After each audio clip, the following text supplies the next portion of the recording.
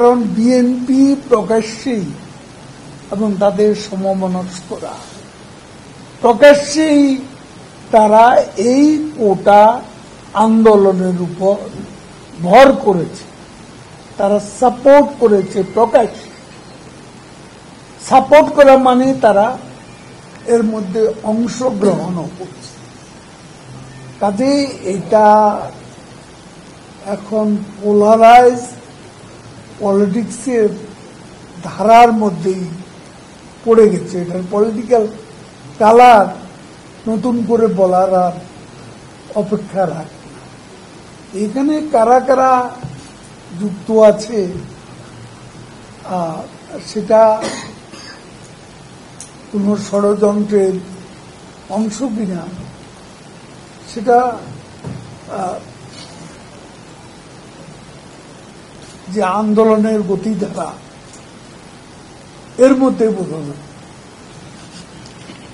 গতিধারায় সবকিছুই সময়ের পরিবর্তনে সবকিছু পরিষ্কার হচ্ছে, কোনো কিছু হাইড করা সম্ভব, সেটা আমরা পর্যবেক্ষণ করছি গভীরভাবে।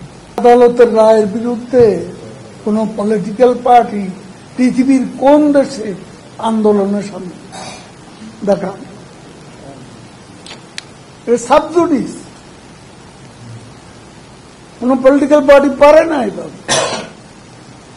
যেহেতু আদালতের রায়, সরকার তো তারা যে আন্দোলনটা করছে এই সিদ্ধান্তই ছিল সরকার, সরকারই আবার আপিল করেছে, আদালত যে রায় দিয়েছে এখানে সরকার দোষ। এখানে আপনি কথাটাকে এভাবে নেবেন। এখন যে বিষয়টা আদালতের ইতিহাস, সে বিষয়টা নিয়ে কথা বলা, এটা তো বা সমালোচনা করা, তার বিরুদ্ধে প্রতিবাদ করা, এটা তো আইনসিদ্ধ। আমরা সেটাই করছি।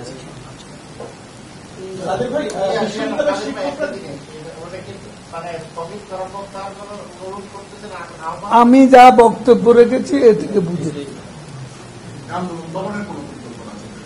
আমার যা বলার বলে দিয়েছি। ভাষাটা একটু বুঝে নিন, তাহলে স্কিম মুক্ত পড়বে কেন, এখানে ভুল বুঝাবুঝি থাকতে পারে,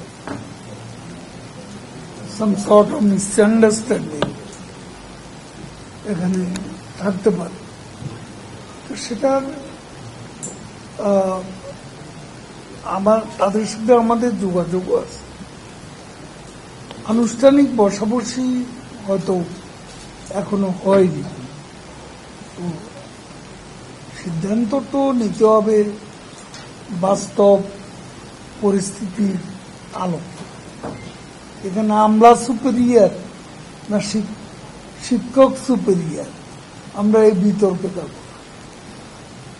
আমরা যাব যার যার মর্যাদা, পদমর্যাদার ভিত্তিতে যেটা বাস্তবসম্মত আমরা সেটাই করতে চাই।